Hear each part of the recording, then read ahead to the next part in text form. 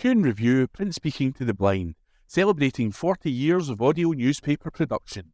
Welcome to this week's edition of the National Podcast, recorded at the Bishopbriggs Media Centre by our amazing volunteers. You can get in touch with us via Facebook, Twitter or Instagram using @CuneReview, that is @CuandReview.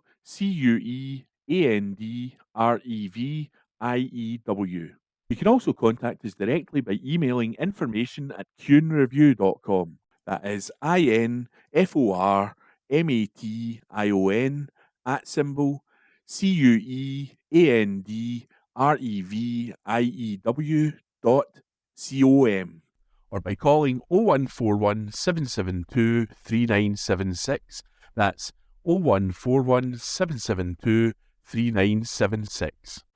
From the National, Friday the 18th of October 2024. From the Politics section. BBC Tory leader debate cancelled as Kemi Badenoch refuses to take part. Article written by Xander Elliotts. Kemi Badenoch has refused to take part in a BBC Question Time special framed as a debate on the Tory leadership contest. Badenoch, who is replacing Robert Jenrick in the race to replace Rishi Sunak as the leader of the opposition and is seen as the favourite, would not accept conditions offered by the broadcaster, according to BBC political editor Chris Mason. It comes after Jenrick wrote to the BBC, GB News, ITV and Sky asking them to host a debate between him and Badenoch. GB News did so, with a 2-hour broadcast on Thursday evening. However, the two did not directly engage, but instead took turns answering questions from the audience. The BBC said that it would host a Question Time special debate between the pair, with the audience consisting of 50% paid-up Tory members. The other half of the audience would have been a mix of people who have voted Conservative in the past or may do so again, according to Mason. However, Badenoch refused to take part under those conditions, which Jenrick accepted. The Tory party had also said it wanted an audience made up exclusively of its members, a condition the BBC did not accept, but admitted that if both candidates agreed to take part, it could not stop them from doing so. The pair are the only two left in the race for the Tory leadership after James Cleverly was knocked out in a shock result after the final round of MPs' votes. Cleverly was seen as the more moderate option against two hard-right figures, and his exit seems to have largely sealed the Tory party's future direction. On Thursday, the GB News programme featuring Badenoch and Jenrick saw Badenoch claim no one has done more for Brexit than I did, as she defended her record as business secretary and took a veiled swipe at rival Jenrick, who supported remaining in the EU in 2016 and has since moved to the right of the Tory party. Jenrick say he would cap migration in the tens of thousands or lower if he were in charge. Badenoch say the UK should not be embarrassed by its colonial past, social media is for adults and not children, and that she likes both US presidential candidates Donald Trump and Kamala Harris equally. Jenrick claimed the government had relinquished sovereignty of the Chagos Islands so that David Lammy can feel better when he goes to a dinner party in North London, and said the former Tory government in which he served shouldn't have started negotiations over the territory. Badenoch claimed the Tory party had offered all policy and no principles. That is why I keep emphasising principles.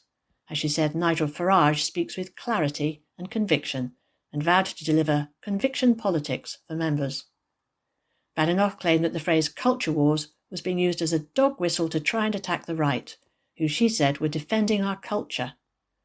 Pressed on reports that she is difficult to work with, Ms. Badenoch claimed that she defends other people from bullies, but attacked former colleagues for having run to the Guardian newspaper to tell lies. A straw poll of the GB News audience suggested Badenoch remained the clear favourite to succeed Sunak, with many members cheering and applauding when her name was called. Tory members are voting in the coming days for their new party leader, who is due to be announced on November the 2nd. That article was written by Xander Elliotts and read to you by Elizabeth. From the National, Friday the 18th of October 2024. From the Politics section. Labour wins Scottish Council by-election after tight race with SNP. Article written by Xander Elliotts. Labour have narrowly won a Scottish Council by-election, despite the SNP winning on first preference votes. Claire Aitken won the councillor position for Keir Starmer's party after votes were counted in Falkirk South overnight. The by-election had been held after Ewan Steenbank resigned his position on the council. He had been elected as the MP for Falkirk in the July general election. SNP candidate Carol Beattie won 1,043 first preference votes in the race to replace Steenbank, while Aitken won 1,014. The Tories won 488 votes, Reform 330, the Greens 151, and the Lib Dems 119. An independent candidate, Sharon McKean, also won 184 votes. Through the single transferable vote system, the Labour candidate pipped the SNP and won in the 7th round. Aitken dedicated her win to her daughters, saying, "I want them to realise that you can achieve anything if you put your mind to it. I'm not a career politician, and that was what people said to me time and again when I was out canvassing. You're a normal person." Scottish Labour's Anas Sarwar celebrated Aitken's election, writing, "A fantastic result in Falkirk South. Congratulations to our new councillor Claire Aitken and the hard-working team. Scottish Labour is ready to deliver for the people of Scotland." The turnout was reported by Falkirk Council to be 24.9%. Falkirk Council is led by the SNP's Cecil Meaglejohn. That article was written by Xander Elliotts and read to you by Elizabeth. From The National, Friday the 18th of October 2024. From the Politics section. Murray Foot steps down as Chief Executive of the SNP. Article written by Xander Elliotts. Murray Foot has resigned as the SNP's Chief Executive. The former Daily Record editor and architect of the 2014 vow confirmed his intention to step down on Friday morning. He said he could not give the SNP the commitment it needed from a chief executive going into the 2026 Holyrood elections. However, he said he remained in support of both John Swinney and the independents' cause. Foot will stay on in the role until a replacement can be found, it is understood, with the SNP National Executive Committee due to meet to discuss the party's next steps on Saturday. Foot said, "The SNP has recently embarked on a substantial process of internal reorganisation and renewal to better equip it for current electoral contests and to prepare for the critical Scottish Parliament elections in 2026. While I agree these changes are both essential and appropriate, I also recognised, after a period of reflection, that I could not make the necessary personal commitment to leading the delivery of these changes into 2026 and beyond. In the circumstances, I concluded it would be in my best interests and the best interests of the party that I step down to give my replacement the time and space to mould and develop these changes in a manner they deem appropriate. I offer my very best wishes to both my successor and to colleagues at Party HQ. I will always be grateful for the privilege of holding this post for the past 14 months, and I stand ready to offer any assistance requested of me. I also believe that in First Minister John Swinney, our partner has the right leader at the right time to advance the cause of Scottish independence, and I look to the future with renewed optimism as I support him in that cause." First Minister Swinney said, "Murray Foot has made a significant contribution to the work of the Scottish National Party during his time as Chief Executive, playing a key role in strengthening the SNP's headquarters functions and supporting the party as a formidable national organisation. When I became leader of the SNP, I promised to deliver a professional, modern, dynamic, election-winning organisation, and Murray's successor will build on the work he has started. I would like to extend my sincere thanks to Murray for his commitment and dedication to the Scottish National Party and to independence, and I wish he and his family all the best for the future." Foot was the SNP's Chief of Communications at Holyrood until he resigned in March 2023 amid a row over the party's membership numbers. He suggested he had been given false information by the party's then leadership. Days later, Peter Murrell resigned as the SNP Chief Executive. Foot was announced as his successor in August 2023.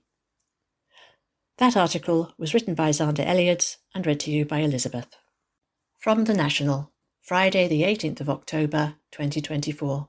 From the News section. Scotland weather. Storm Ashley set to hit Scotland with 80-mile-per-hour winds. Article written by Laura Pollock. Scotland is set to be battered by winds of up to 80 miles per hour as the first named storm of the season strikes. Storm Ashley was named by Met Iron, and the Met Office issued a yellow weather warning for wind from 3 a.m. Sunday until noon on Monday. The Met Office warning covers all of Scotland and predicted winds of up to 80 miles per hour in western regions, as well as areas of northwest England, Carlisle and Bangor in Wales, as well as Northern Ireland. The agency warned of a small chance of danger to life from flying debris and large waves on the coast, and that some roads and bridges could close, with the possibility of cancellations to trains and flights. The Met Office also warned of a slight chance of damage to buildings, including tiles blown from roofs, and of power cuts, including mobile phone coverage. A statement said, "A windy period is expected across the whole of the UK on Sunday and into Monday, but across parts of Scotland, Northern Ireland, North West England and North West Wales, there is an increased chance of some disruption. Initially, a period of strong south to southeasterly winds will likely develop through Sunday morning, with gusts of 50 to 60 miles per hour possible in some inland areas, especially Northern Ireland and Western Scotland, and perhaps up to 60 to 70 miles per hour along exposed coasts and hills. Winds will then likely turn southwesterly, with a period of especially strong winds possible during Sunday afternoon and evening in western Scotland, where gusts could potentially reach 70 to 80 miles per hour in exposed areas, and more generally 55 to 65 miles per hour in other parts of the warning area. These strong winds in conjunction with high spring tides may cause some disruption." That article was written by Laura Pollock and read to you by Elizabeth. From The National, Sunday, 18th August 2024. From the news section. Labour slated for plan to bypass Holyrood with new Scotland office powers. This article is written by Ian Murray. Finance Secretary Shona Robison has blasted reports suggesting Labour could change the law to allow Scottish Secretary Ian Murray to bypass Holyrood and directly fund anti-poverty schemes. The Sunday Mail has reported new legislation to expand the powers of the Scotland office by turning it into a spending department is likely to be voted on by MPs around the time of the budget on October 30. It would allow Chancellor Rachel Reeves to allocate a reported £150 million to Murray for local authority measures to combat poverty. However, Robison said, such a move would be out of kilter with the positive relationship being built between the Scottish and UK governments. She has warned the Labour government against a continuation of the Conservatives' bypassing of the Scottish Parliament, as a source suggested Murray could do a better job than the incompetent Scottish government. Speaking on BBC Scotland's Good Morning Scotland programme, Robison said the £150 million could have used to avoid means testing the winter fuel payment north of the border. She added, Murray would be bypassing Holyrood if the plan suggested by the newspaper went ahead. If that is new money, there is definitely a question mark about why that money is not coming to the Scottish government, given all of these funding pressures that we have, she said. She was asked if she believed the UK government was playing politics with the plans, but said there has been a real difference in the working relationship between both governments since Labour was elected to power, adding it was far more open and collaborative.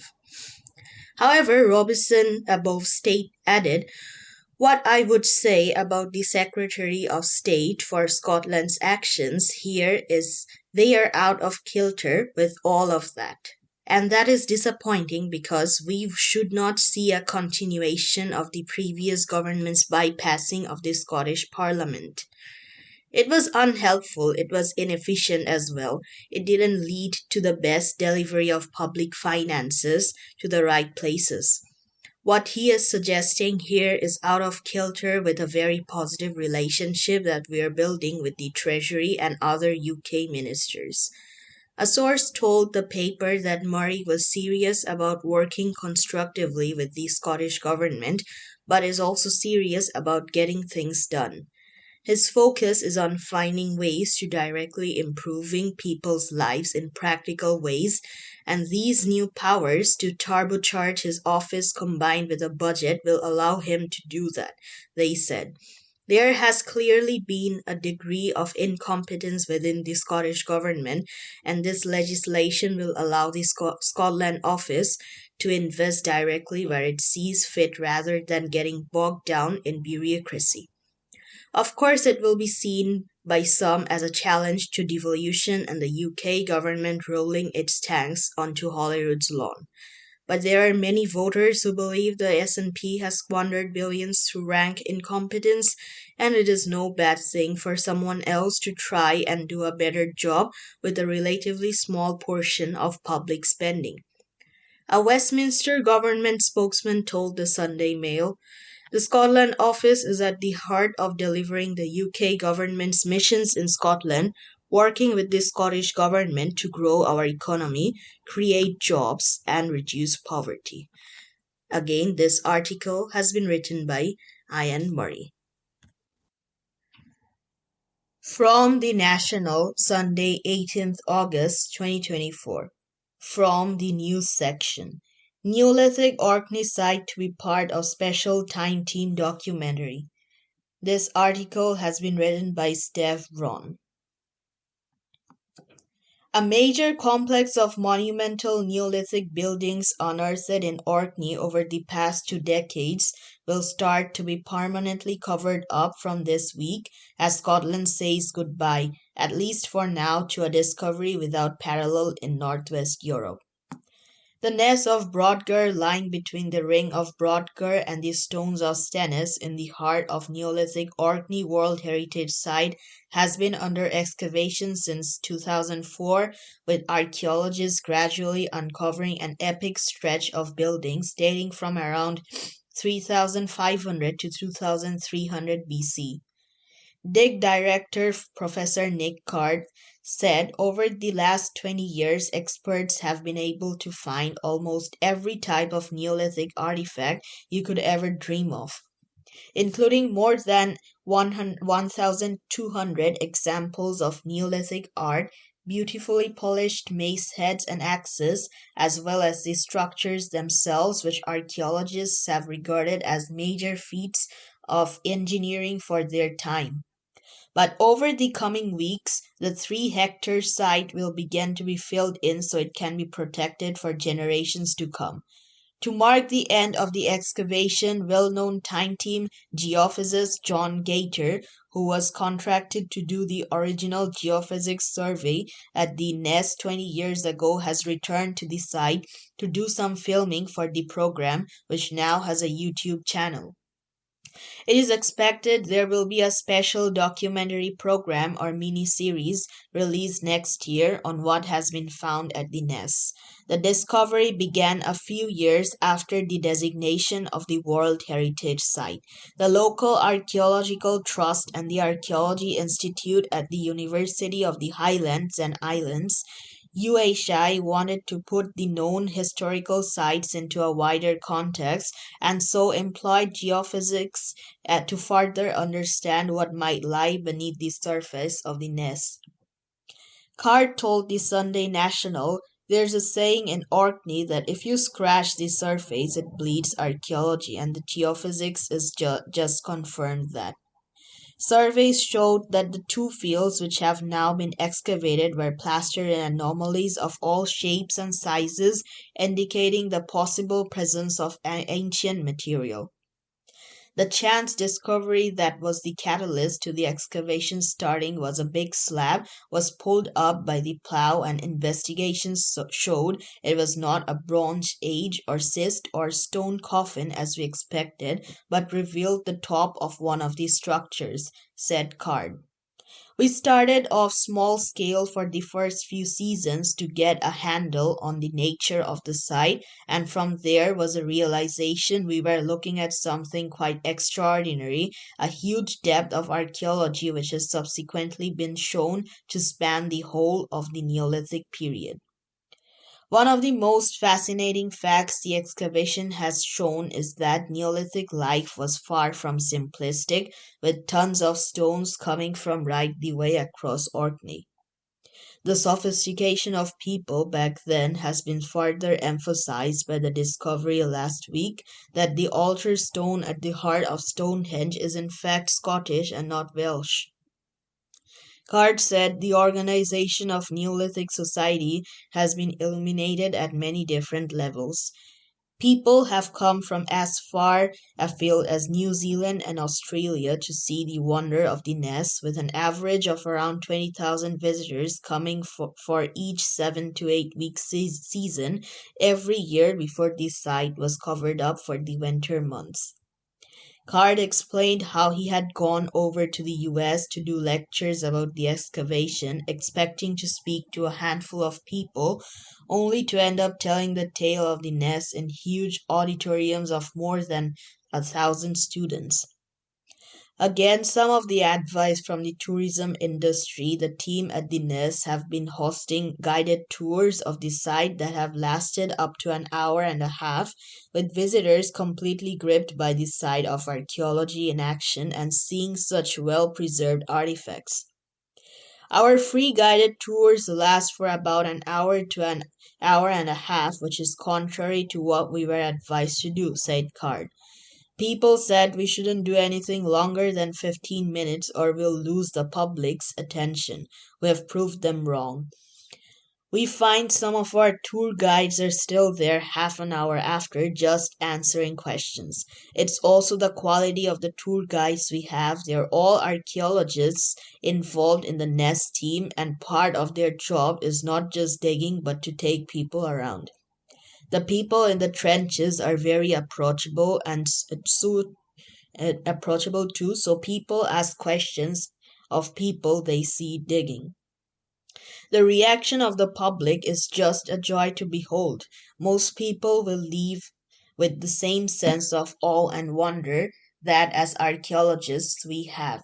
There has been something new found almost every day at the Nest, and Card hopes that in generations to come, other artifacts will be found, given just 10% of the entire site has been excavated.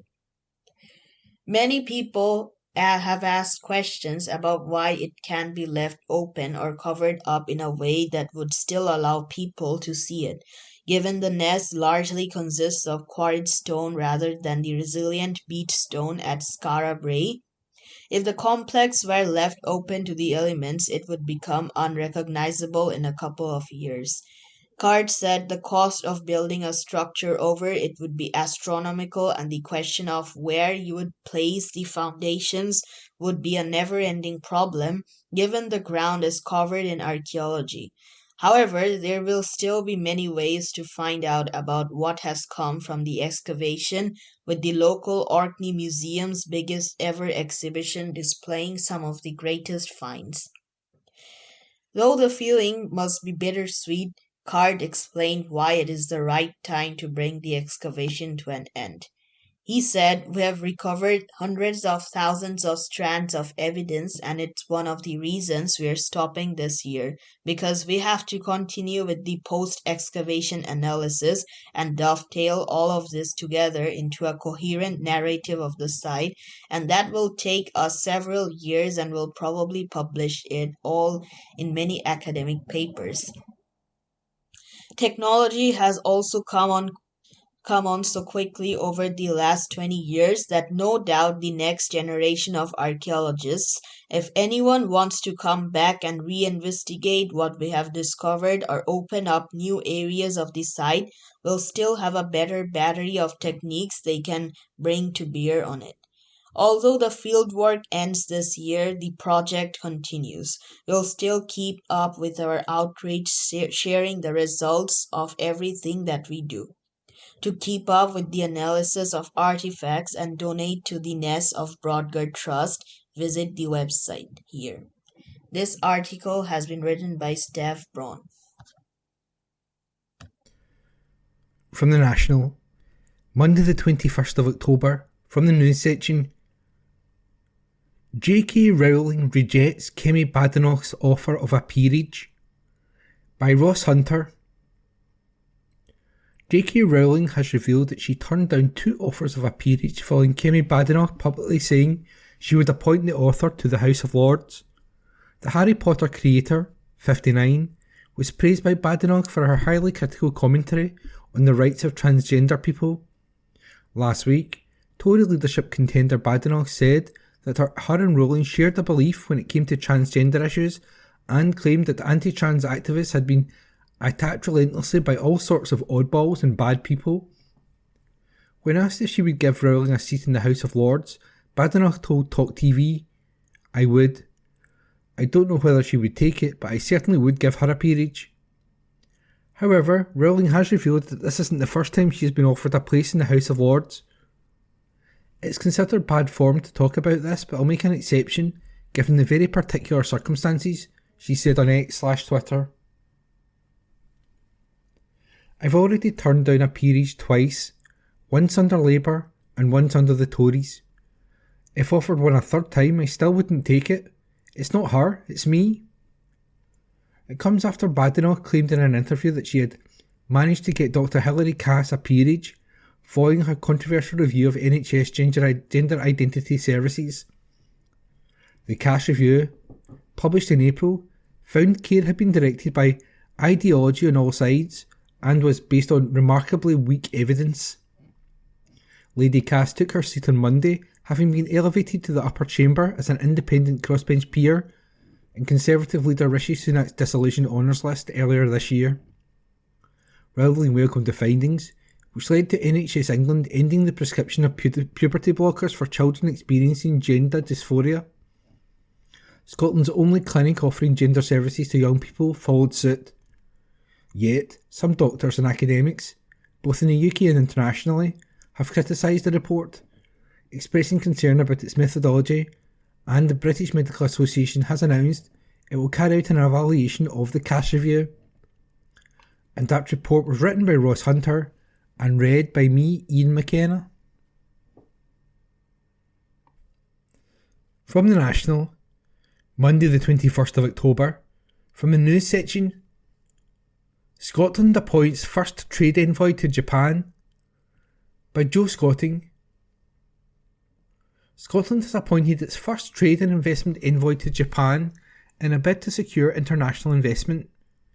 It was announced ahead of a trade mission to Singapore and Malaysia that Stephen Baker will identify new opportunities in Japan's decarbonisation transition, pharmaceutical, medical technology and food sectors. Baker previously spent 21 years with Sony before joining Scottish Development International in 2006.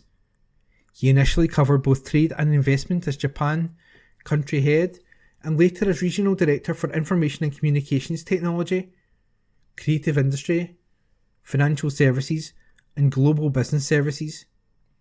He also was the Asia Pacific regional director for inward investment into Scotland. The newly appointed trade and investment envoy for Japan, Baker, said, "Japan and the UK share a strong and vibrant partnership, with Scotland taking a leading role in the energy transition.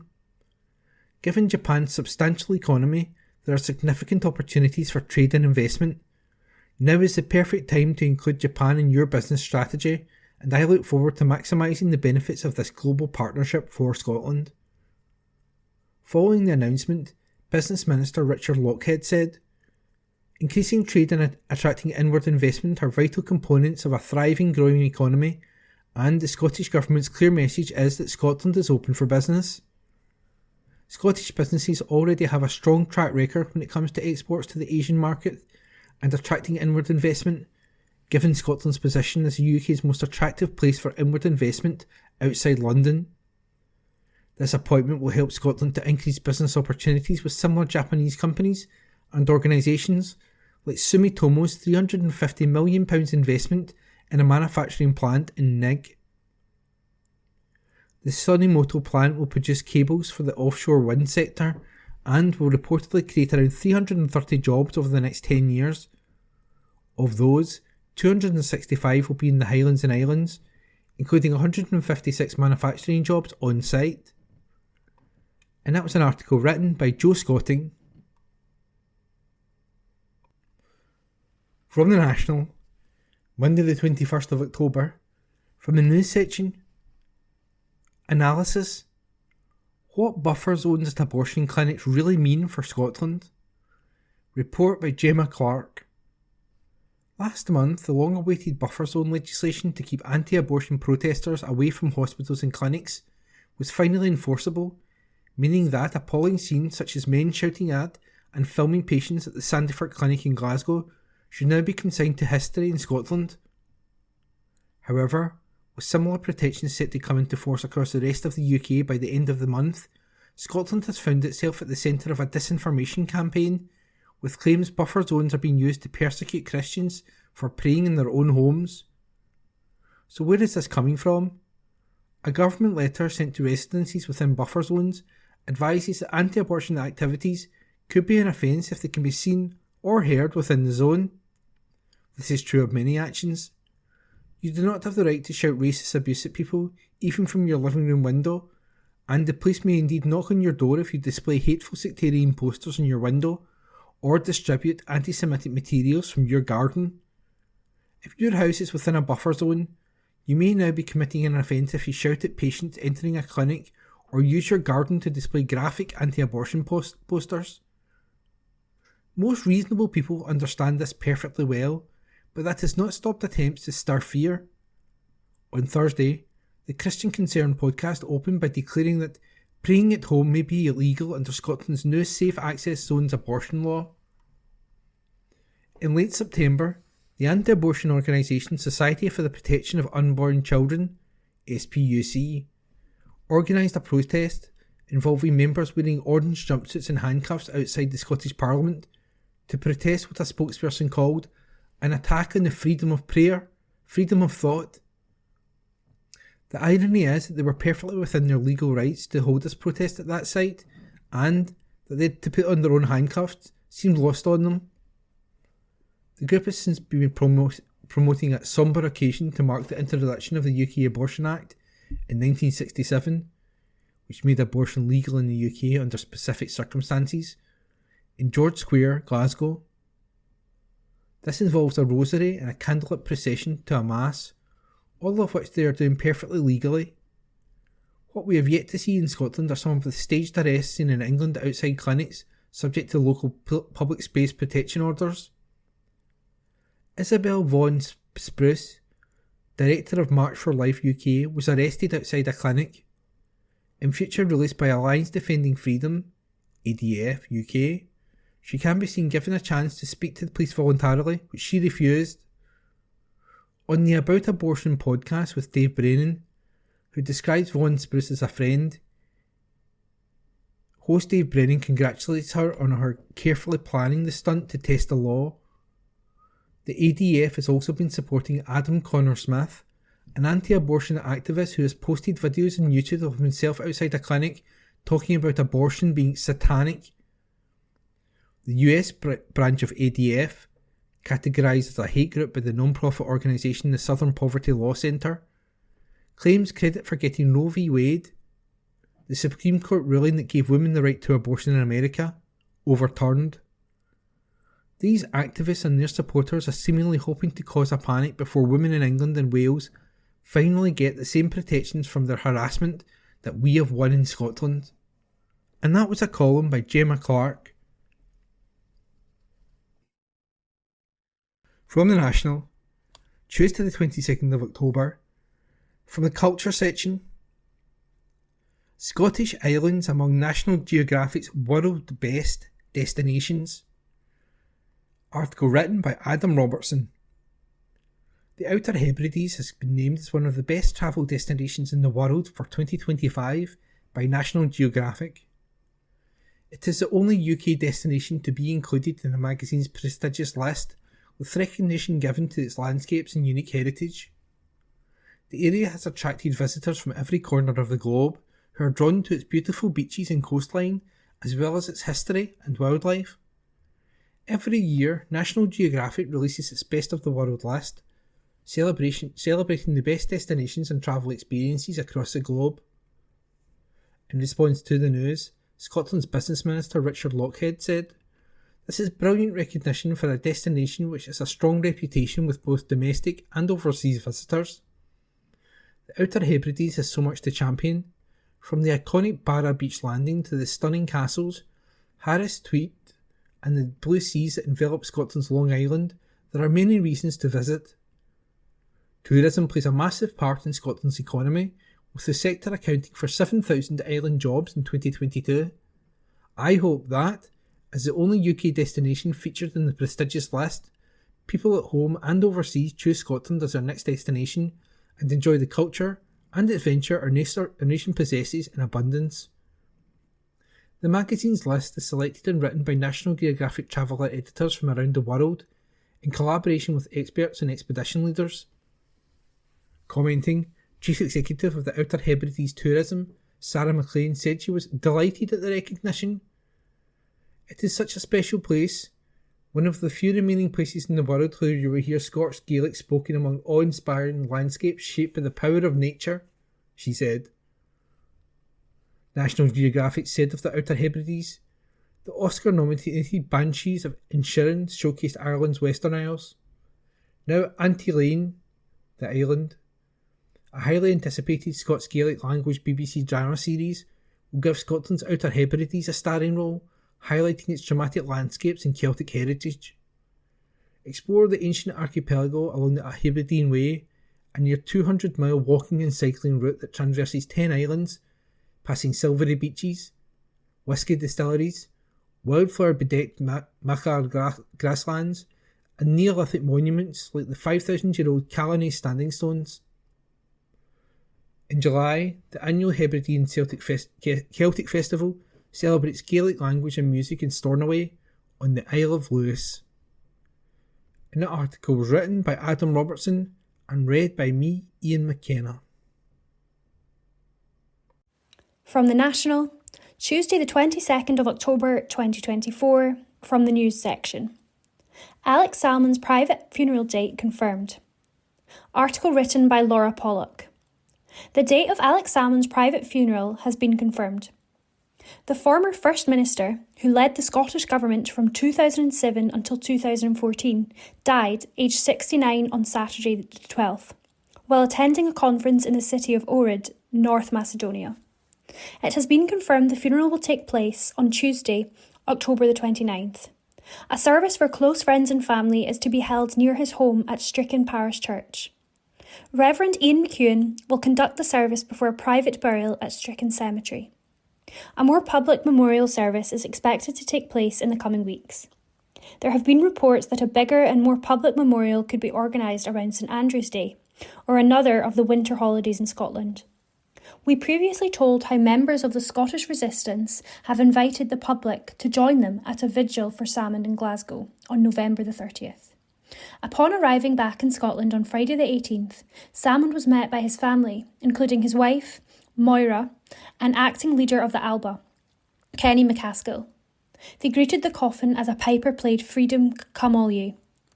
McCaskill said Salmond's friends and relatives had been touched by the public reception to a cortege, led by the Yes Bikers on Friday. Moira was remarkably heartened by the turnout of people in the towns and villages on the route from the airport, on the streets, on the roads, and in laybys where they paid their respects. And that article was written by Laura Pollock. From the National, Tuesday the 22nd of October 2024, from the news section.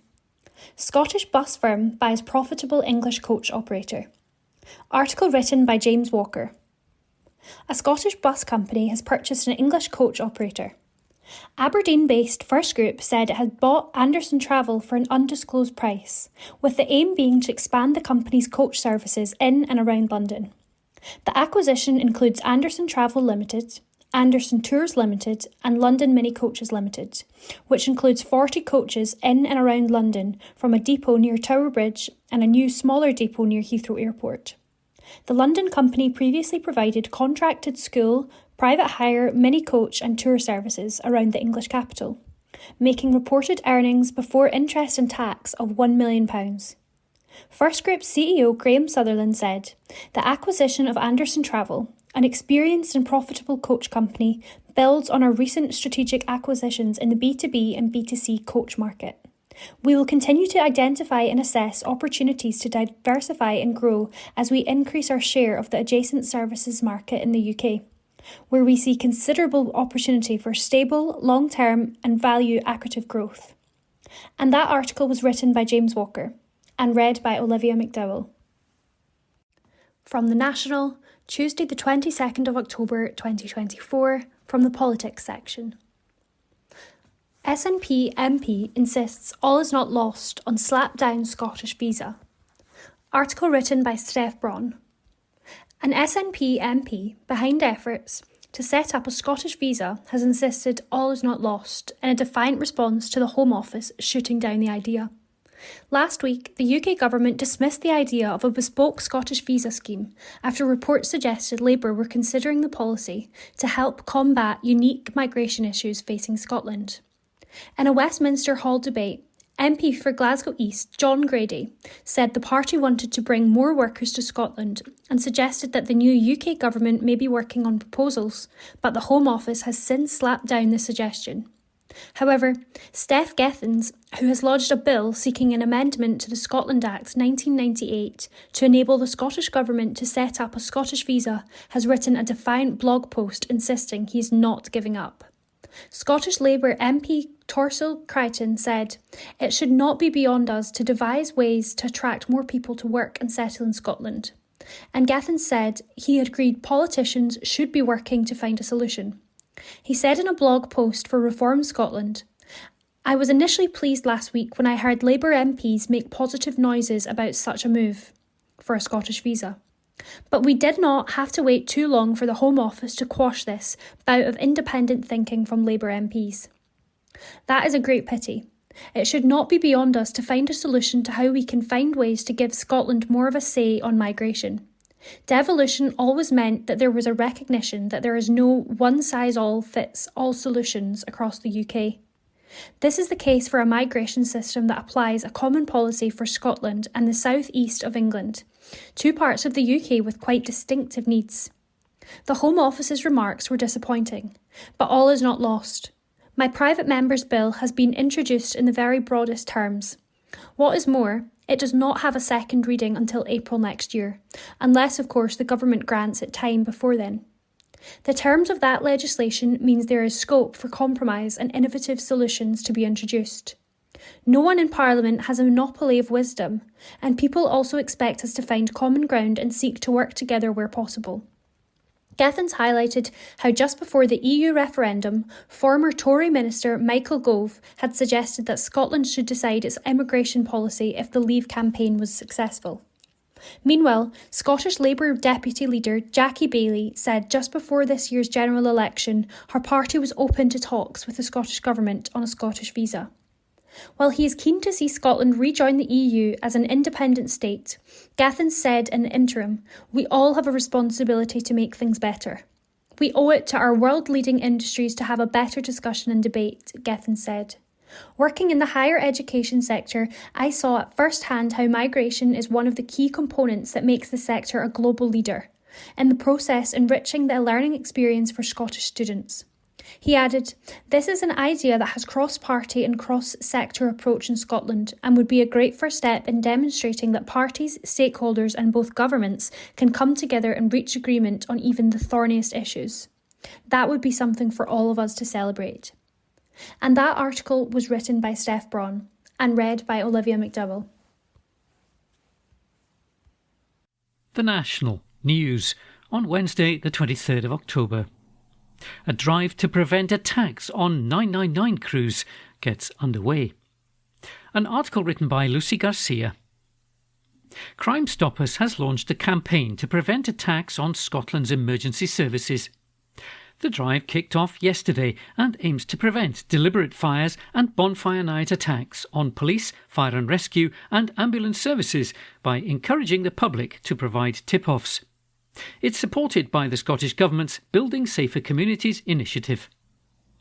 Crime Stoppers said that last year's campaign generated a wealth of information and prevented at least one extremely serious attack on emergency crews. Public order officers are also due to be deployed during bonfire night to support local police teams as part of Operation Moonbeam.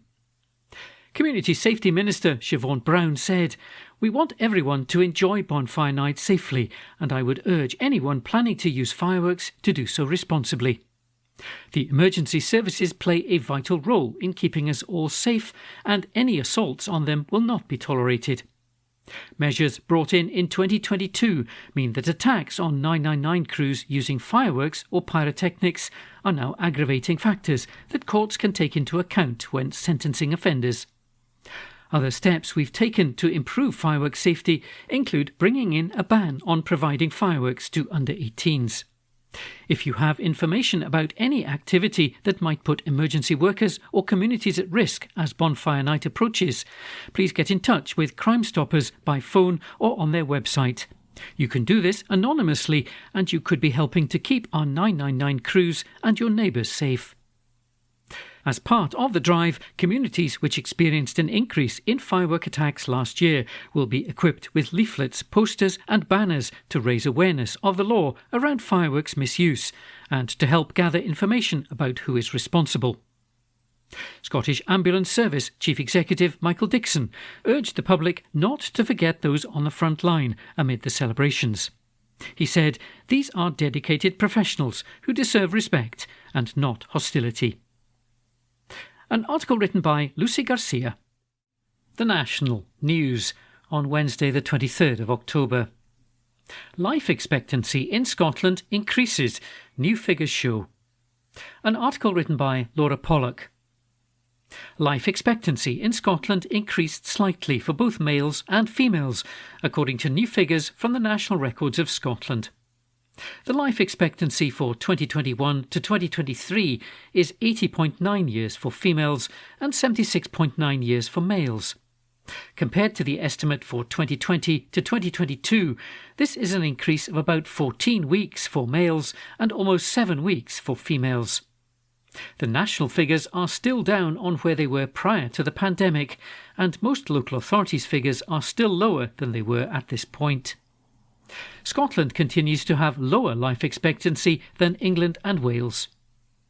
National Records of Scotland statistician Philippa Haxton said, "Life expectancy in Scotland peaked in 2012 to 2014 and plateaued until 2017 to 2019. Thereafter there was a fall. Today's figures are still below the peak of 10 to 12 years ago." Life expectancy varies across Scotland's local authority areas and is strongly linked to deprivation. It's highest in East Renfrewshire, one of the least deprived parts of the country, and is lowest in the city of Glasgow, the most deprived. Female life expectancy was 10.5 years lower in the most deprived areas compared with the least deprived. In the most deprived areas, male life expectancy lagged 13.2 years behind the least deprived. Life expectancy in Scotland's NHS health boards also varies. It was lowest in Lanarkshire for females at 79.5 years and in Greater Glasgow and Clyde for males with 75.5 years. Life expectancy was highest in Shetland for females at 83.9 years and in the Borders for males at 78.7 years. Life expectancy was highest in remote rural areas and lowest in large urban areas. An article written by Laura Pollock. The National News on Wednesday the 23rd of October. New real living wage announced, with thousands of Scots set to earn more.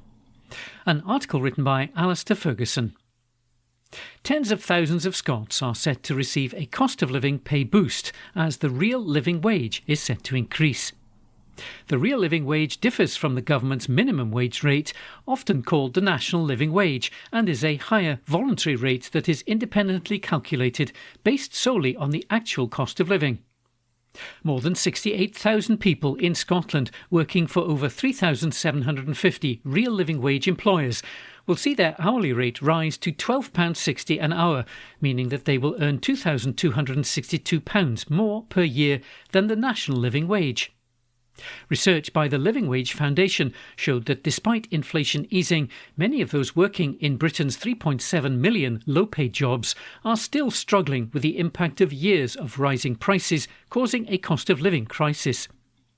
The research showed that 42% of low-paid workers have less than £10 left each week after covering essential expenses, while 39% have used a food bank in the past year and 28% use one at least once a month. Deputy First Minister Kate Forbes said that the Scottish Government has welcomed the announcement and that it has championed the real living wage for almost a decade. She said, after record-high living costs over the past 2 years, this will be a welcome boost for thousands of workers across Scotland. The Scottish Government has championed the real living wage since 2015, and we've made it a legal requirement for all organisations receiving grant funding from a public body to pay the real living wage. This has enabled Scotland to have the highest proportion of workers being paid the real living wage or higher in the UK. The real living wage applies to all workers over the age of 18 working for an employer who pays the rate and is now £12.60 an hour. In comparison, the national living wage applies to those over the age of 21 and is £11.44 an hour. Despite the struggling economy, a record number of employers have signed up to pay the real living wage in the last 3 years, the campaign group said. This includes extending the rate to third-party contractors like cleaners and security guards, with 1 in 9 employees in the UK now working for an accredited living wage employer, the group added. Some household names who have committed to paying their employees a real living wage include First Bus, SSE, Aviva, IKEA, Burberry and Lush. Peter Kelly, the CEO of Poverty Alliance, has called on more employers to commit to paying their workers a living wage. He said, "We all need an income that is enough to cover our needs and protect us from poverty, but too many workers in Scotland are struggling to stay afloat. A just Scotland would see every worker's wage meet their everyday needs, and employers can play their part by paying the real living wage, which is the only wage rate in the UK based solely on living costs. We commend the leadership of more than 3,750 accredited living wage employers in Scotland that have taken a stand to ensure that workers can earn a wage that covers their needs, even when times are tough for many businesses. We call on many more employers to pay the real living wage and become accredited." More than 50 UK employers who want to ensure their workers never face poverty in retirement are signed up to the Living Wage Foundation's Living Pension Accreditation, 12 of which are based in Scotland. Living pension employers provide a living pension savings level using either a cash target of £2,800 or the percentage of 12%, with a minimum contribution of 7% or £1,630 coming from the employer. An article written by Alistair Ferguson. The National on Wednesday the 23rd of October. Opinion. Storm Rachel is coming and Sawa isn't ready. A column written by Seamus Logan. As Sir Keir Starmer reflects on his first few months in office as Prime Minister and the increasingly dilapidated fortunes of the party he leads, you might be forgiven for feeling a degree of pity. Well, perhaps not, but do at least spare a thought, however fleeting, for Anna Sawa, who must be holding his head in his hands and wondering exactly what his line manager has planned for an encore. The UK Labour government took office on the back of great promises about getting rid of the Tories and replacing their corruption, cruelty and ineptitude with an approach based on respect and competence, all underpinned by the much-vaunted 5 missions. Yet this past week we've seen opinion polling which suggests that Labour and the Tories are currently neck and neck across the UK, that Labour are now less trusted on the economy than the party of Liz Truss, and that if a general election were to be held tomorrow, they'd once again be facing a near wipeout in Scotland at the hands of the SNP. There are, of course, some pretty important caveats to this. Individual polls are just snapshots in time. UK-wide polls always have small sample sizes for Scotland, bringing with them high potential margins for error. Also, the last general election result in Scotland came about for more reasons than people simply being more scunnered with the SNP at the time than they were with Labour. Nevertheless, after weeks of scandal, unforced errors and infighting, it's still quite a spectacular fall from grace. As leader of the opposition, Sir Keir never showed much sign of ever being very good at politics. The first sign that he wouldn't be very good at government either came after the King's speech, when the SNP tabled an amendment on getting rid of the obscenity that is the two-child benefit cap. Our amendment was, predictably enough, defeated, although it did garner substantial cross-party support. However, in what was Mr Starmer's first test on how to govern both country and party, he managed to cause a meltdown in the Parliamentary Labour Party and gave the public at large the first glimpse of how little change his government is likely to ever bring. Next, the Chancellor announced that the universal winter fuel payment would be scrapped due to what she described as a black hole in the UK's finances. This, despite Mr Starmer himself having, as recently as last April, described the experience of an 84-year-old pensioner in Dewsbury as shameful because she couldn't afford to heat her own home. And also, of course, coming after Labour had denied during the election that there would be any such looming black hole if they stuck to their pledge to maintain Tory spending limits. And then, to cap it all, came Freebiegate, where it emerged over day after excruciating day of reporting that senior members of the Labour Party had been accepting donations and gifts from supporters to the tune of more than £800,000, and that the party itself had accepted a £4 million donation from a Cayman Islands-based hedge fund, all the while claiming that this would have no impact on government decision-making. Aye, right. You might say that their credibility on this has Cayman went. Labour made entirely justifiable criticisms of the so-called fast-track PPE arrangements that the Tories made for their pals during the pandemic. But never mind their self-serving bleating about being held to a higher standard than the Tories. The brutal, simple, straightforward truth is that Labour look not only hypocritical, but in their entitled insouciance they look practically indistinguishable from the worst troughing Tories. Can things get worse for Labour? Most assuredly. I'm not sure what names the Met Office might have in store for any upcoming winter storms, but at Westminster, Storm Rachel looms on the horizon as the Chancellor's autumn statement approaches on October the 30th. Currently, Labour is impaled on a hook of its own manufacture over its pledge not to increase taxes on working people. It looks as if they're going to try to plug that fiscal black hole not by tackling the loopholes which benefit non-DOMs and reducing other opportunities for tax avoidance, but by instead increasing national insurance on employer contributions rather than on employee contributions, all without significantly increasing investment in public services. The trouble is, even though Labour can plausibly blame the Tories for the economic mess the UK is in, and will get far too easy a ride in the media when they try to claim that the SNP is at fault for the consequences of Westminster choices in Scotland, this all just sounds sleeket, and far too like the UK government they were supposed to be offering a change from. I suspect that this will be particularly so in Scotland, where Labour supports the current devolved fiscal framework, yet still demands higher and higher levels of public spending in Scotland, despite advocating for positions on income tax in Scotland, which would immediately ensure lower spending on public services. Willing the ends while deploring the means in this way only works until the voting public starts to notice, and even Mr Sawa, with his trusty ploy of seeking to smother awkward scrutiny by talking over interviewers and opponents with a constant stream of word salad, has been left looking rattled and visibly short-circuited when forced to choose politically between loyalty to his master or doing the right thing. None of this, of course, changes the parts of the SNP's house which need to be put in order ahead of the next Holyrood elections. However, there are worse ways to enter that campaign than with your main opponents showing themselves in office to be conducting themselves in exactly the way you always predicted that they would.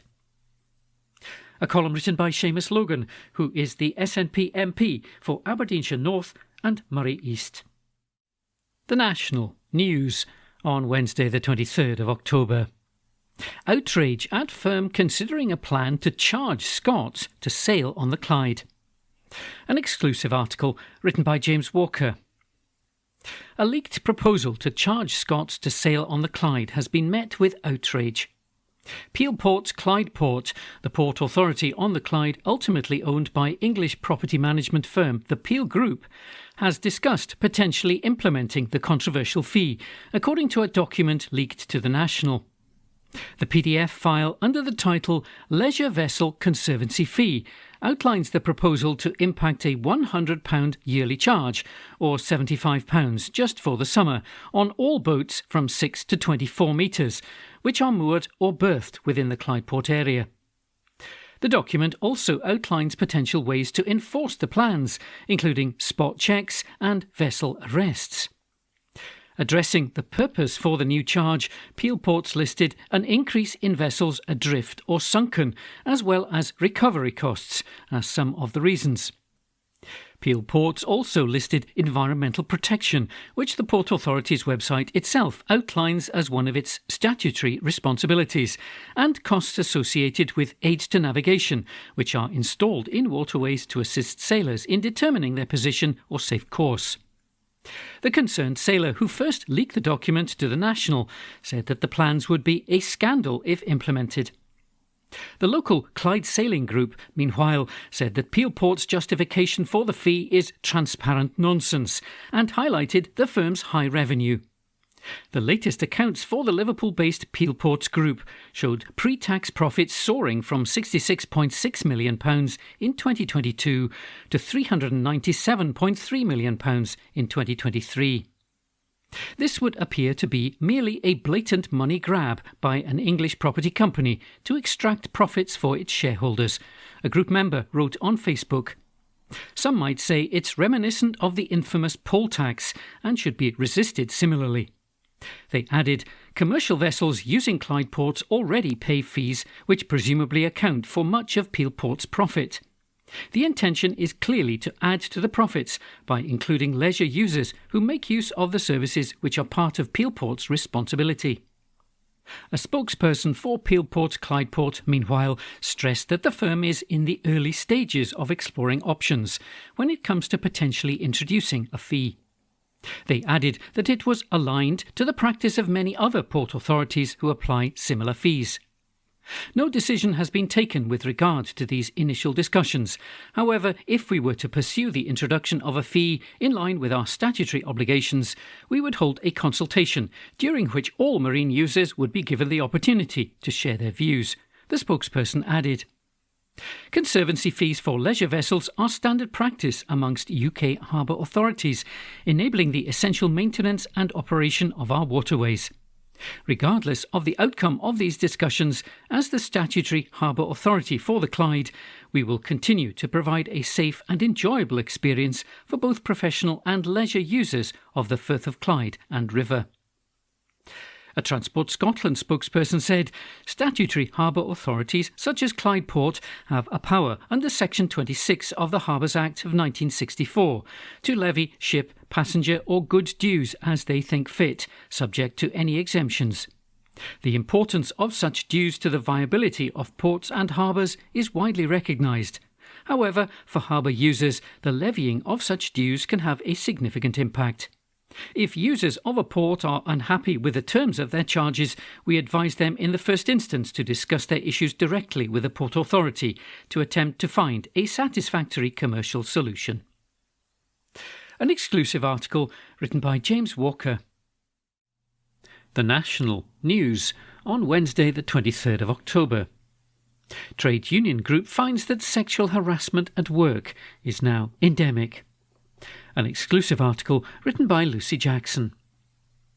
Sexual harassment in the workplace is endemic in Scotland, a new report has found. The Still Silent report, published by the Scottish Trade Union Congress Women's Committee yesterday, found that there had been an increase in the amount of online sexual harassment experienced by women since the last review took place.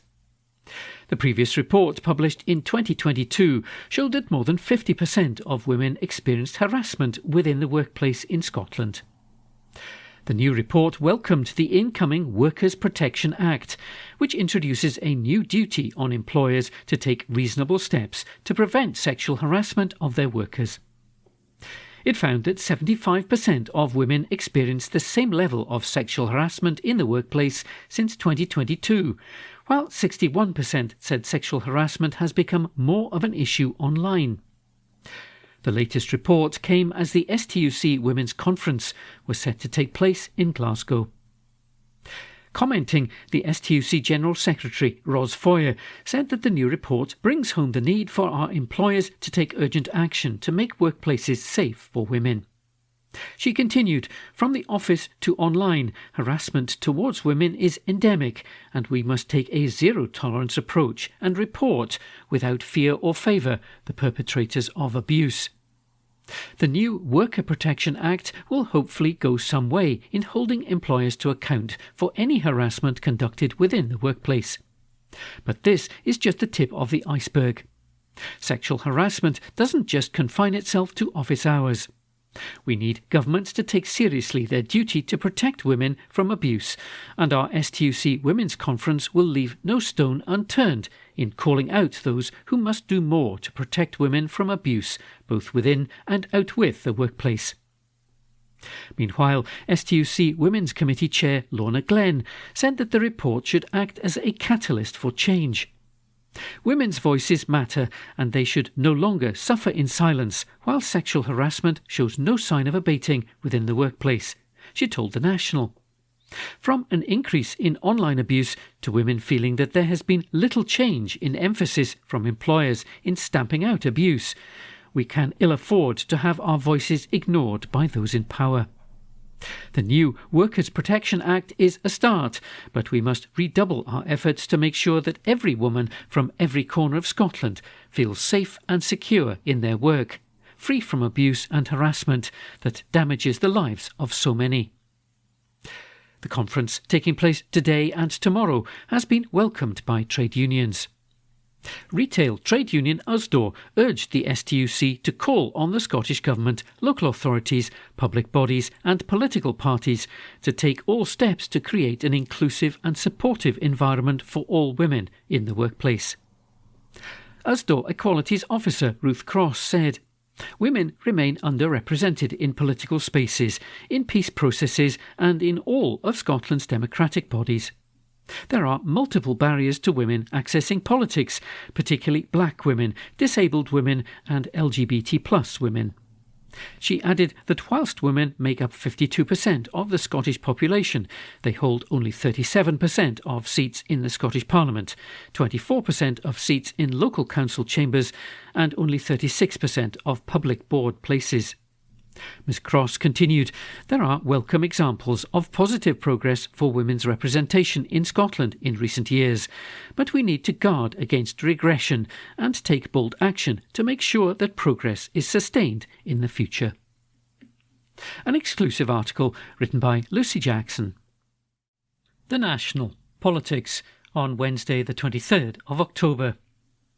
The SNP brings forward a Westminster bill to keep NHS in public hands.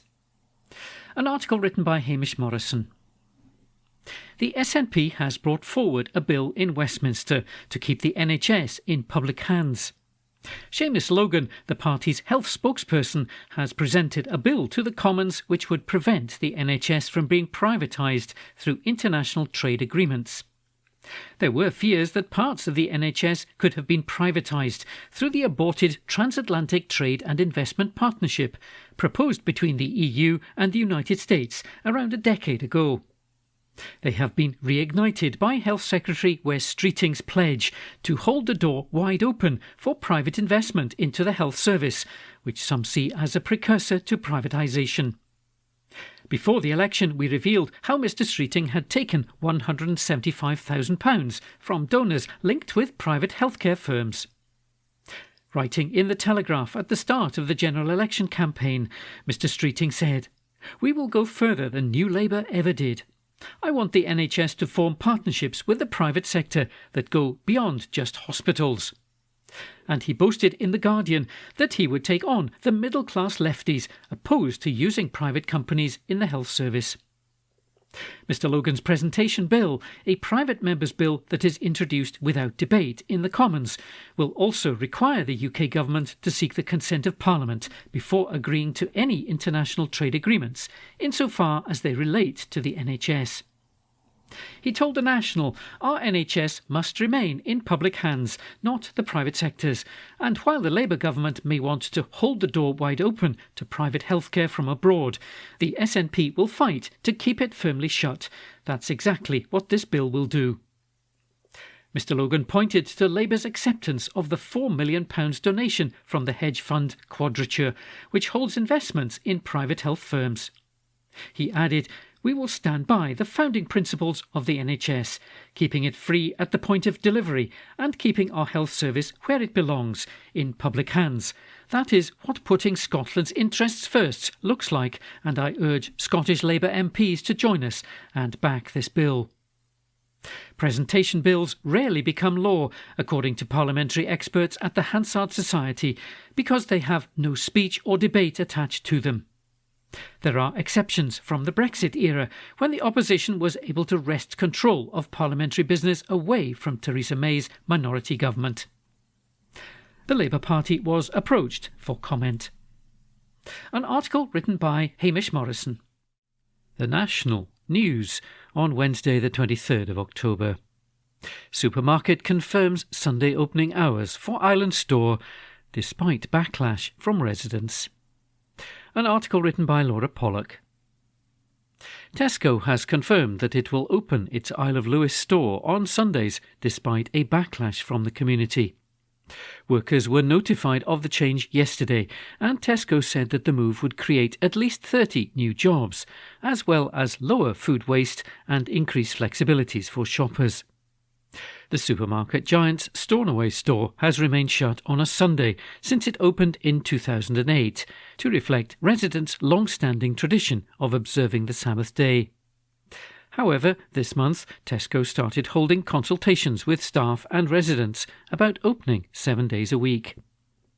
More than 1,000 people signed an online petition against the proposed change, with the creator of the petition arguing that the simple day of rest is at risk due to the concept of 7-day trading creeping into the island's culture. In a statement, Tesco said that a period of consultation identified a demand for measures to reduce footfall and congestion on Fridays and Saturdays, as customers sought to stock up ahead of the Sunday closure. The store has said it will open at noon on Sundays and close at 8 p.m, which is a unique approach for a Scottish store, according to Tesco, in reaction to the backlash. The statement continued, since opening in 2008, the Stornoway Superstore has been closed between 10 p.m. on Saturday evenings until 6 a.m. the following Monday. It's hoped that opening on a Sunday will allow customers more flexibility to access fresh food and groceries, and to alleviate pressure on what have traditionally been busier shopping days due to the current 6-day operation. Christian Davis, Tesco store director in the Highlands and Islands, said, "We're confident that the decision to open our Stornoway Superstore on Sundays will allow us to balance the demand for 7-day opening, while remaining respectful to local traditions and culture. Over recent weeks, we've received a significant amount of positive feedback to our Sunday opening proposals, particularly from colleagues. Of course, we understand that not everyone supports opening the store 7 days a week, and we will adopt a unique approach to Stornoway with shorter opening times on a Sunday than in other locations in Scotland. We'll continue to listen to and work with colleagues in the coming weeks as we prepare for the first Sunday opening, and no one will be obliged to work on a Sunday if they choose not to."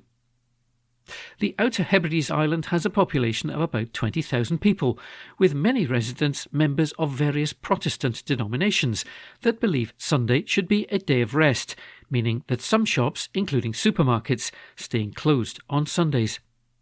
Following the news, several took to social media to express their upset. Former SNP MSP for Falkirk East, Angus MacDonald, who lives on Lewis, stated, well, that'll be that then, the end of the Lewis Sabbath. At least they'll not be opening until after the morning church services, which shows a bit of respect, I guess." Another wrote, "Not all change is good." An article written by Laura Pollock. The National, Thursday the 24th of October, from the news section. Man who died at community centre in Hamilton named. A man died following an alleged incident at a community centre this week has been named. William Copeland, 36, and a 59-year-old man were found with serious injuries within the Burnbank Centre area of Hamilton around 3:50 p.m. on Monday. Mr. Copeland died at the scene, and the 59-year-old man was taken to hospital by ambulance. His condition is unknown. A 56-year-old man has now been arrested and charged in connection with William's death and the attempted murder of the 59-year-old. The 56-year-old man is due at Hamilton Sheriff Court today, and a report will be sent to the Procurator Fiscal. All road closures and restricted access to shops in the area have been lifted, but cops say a strong police presence will remain in the area. Detective Chief Inspector Susie Cairns at Lanarkshire CID, our thoughts are with the families of those concerned as they try to come to terms with what has happened. We will continue to have an increased police presence in the area, as we understand that this type of incident could be very upsetting and worrying for people living in this community. Anyone with concerns is asked to speak to those officers. Anyone with any information relating to the death or the attempted murder should contact police via 101 and quote incident number 2095 of October the 21st, 2024. That was an article by Morgan Carmichael. The National, Thursday the 24th of October, from the news section. Striking council staff to protest outside John Swinney's office. Trade union members protesting over council workers' pay are to take their fight to John Swinney's office in a bid to encourage the First Minister to step in and end the dispute. Members of the trade union, Unison, are to stage a protest outside Swinney's constituency office in Blairgowrie, Perthshire, on Thursday. It comes as Unison members in Perth and Kinross area are taking part in a 2-week strike which has closed a number of schools, with others partially open. The protest comes despite 2 other unions representing council staff, Unite and GMB Scotland, accepting the pay deal offered by local government leaders at COSLA. The deal gives workers either a 3.6% increase or a 67 pence per hour rise, whichever is higher, with the pay deal now imposed on workers. Meanwhile, Swinney, below, has already condemned the utterly unacceptable targeting of his constituency. With non-teaching school staff taking part in the protest, Swinney said, "Education in his constituency has been disrupted." He said, "My constituents have been singled out for treatment just because their MSP is First Minister, and I find that completely unacceptable." But Unison, Perth and Kinross Branch Secretary Stuart Hope insisted the First Minister could end the dispute by providing further cash for councils to fund workers' pay, despite Swinney having already declared there is no more money available. Hope said, "John Swinney is the one who can end this dispute, as most council funding comes from the Scottish Government. Education staff do not want to close schools.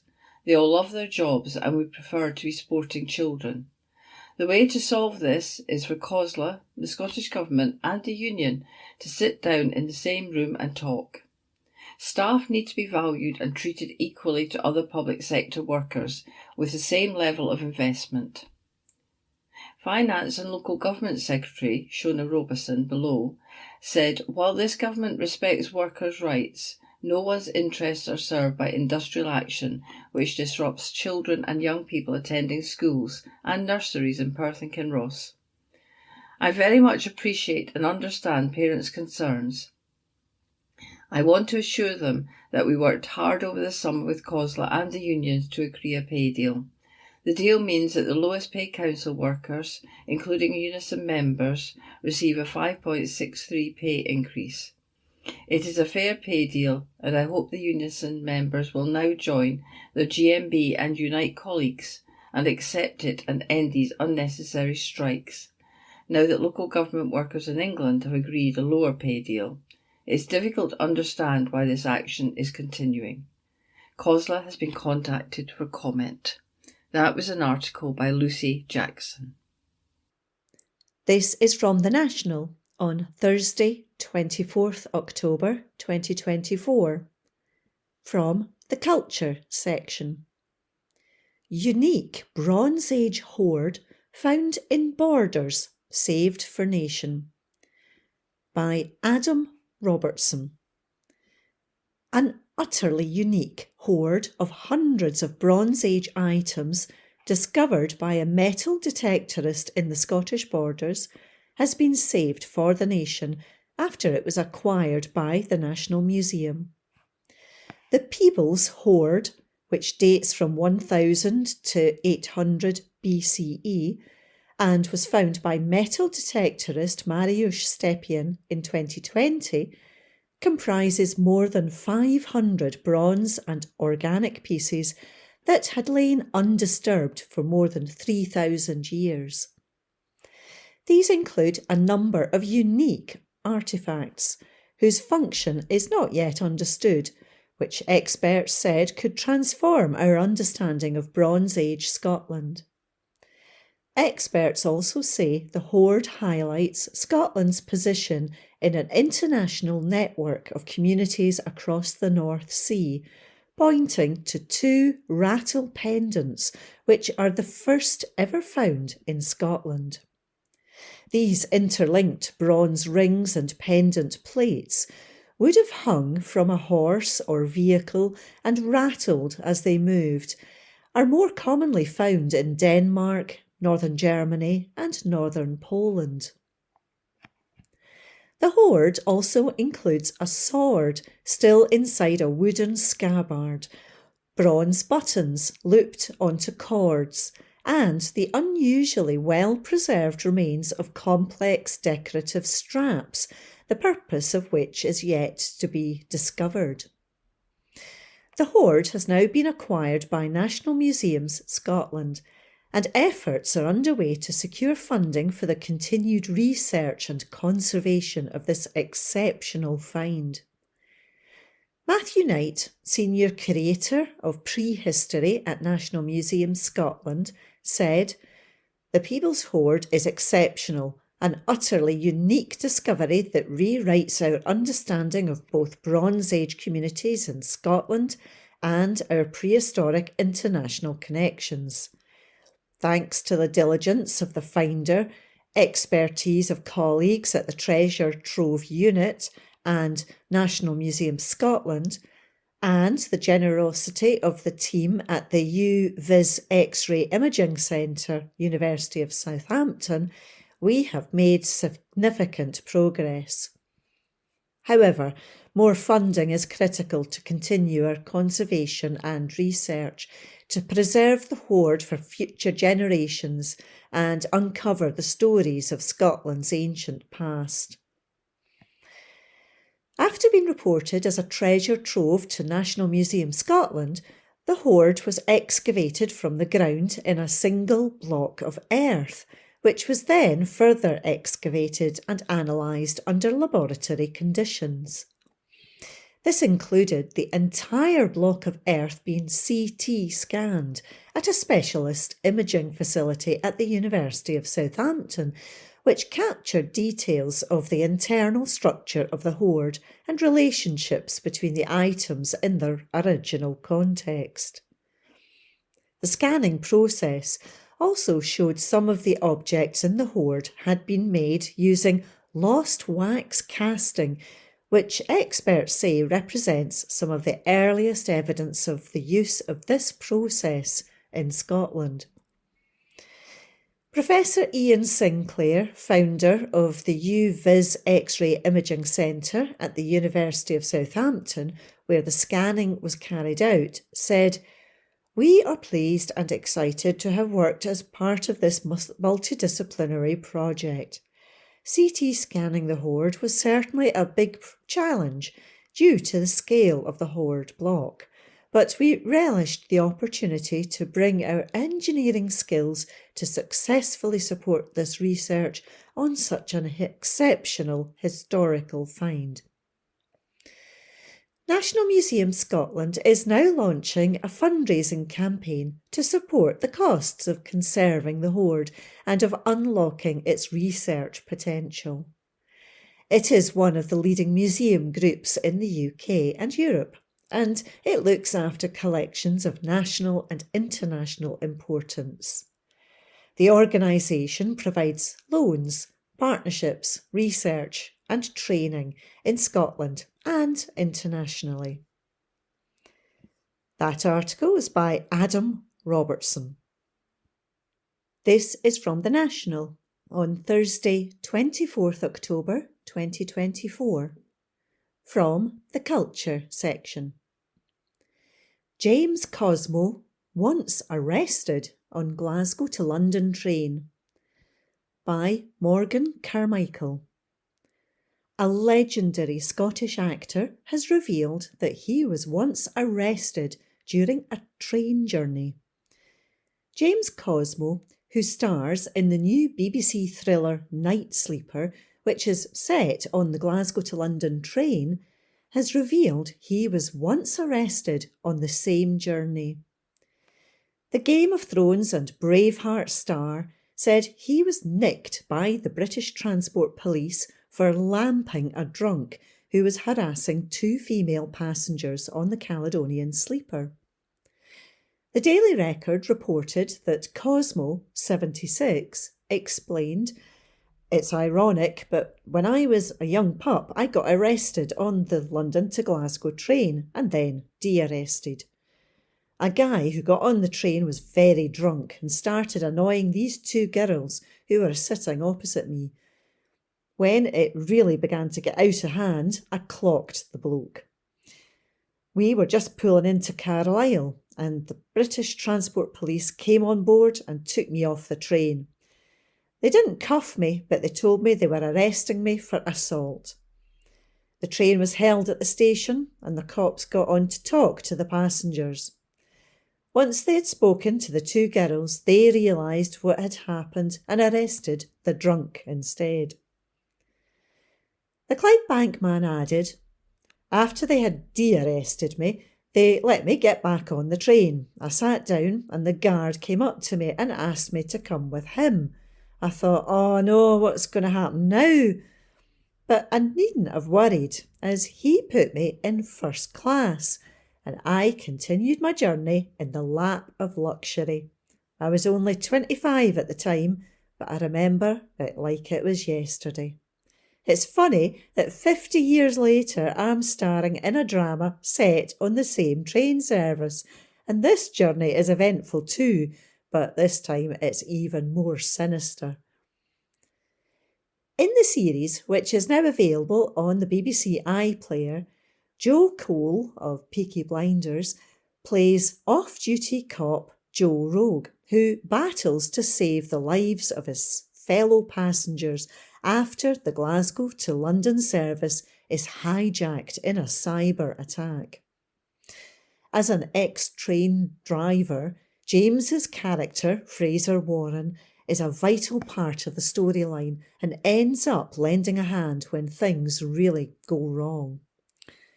Cosmo said, "I felt like the oldest action hero in the world. At the age I am, I never thought I would be throwing myself under a moving train. I thought I would go into graceful retirement. But it hasn't worked out that way, and I'm glad, as there's a lot of life left in me yet.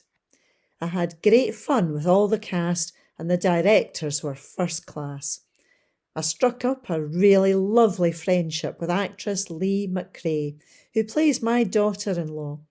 We message all the time now, and she calls me Papa. Everything about this drama just came together so well. It was a real triumph for everyone involved." That article was by Morgan Carmichael. That concludes this week's edition of the National Podcast. Please remember to subscribe to our channels at Tune Review and to tell your friends about our service.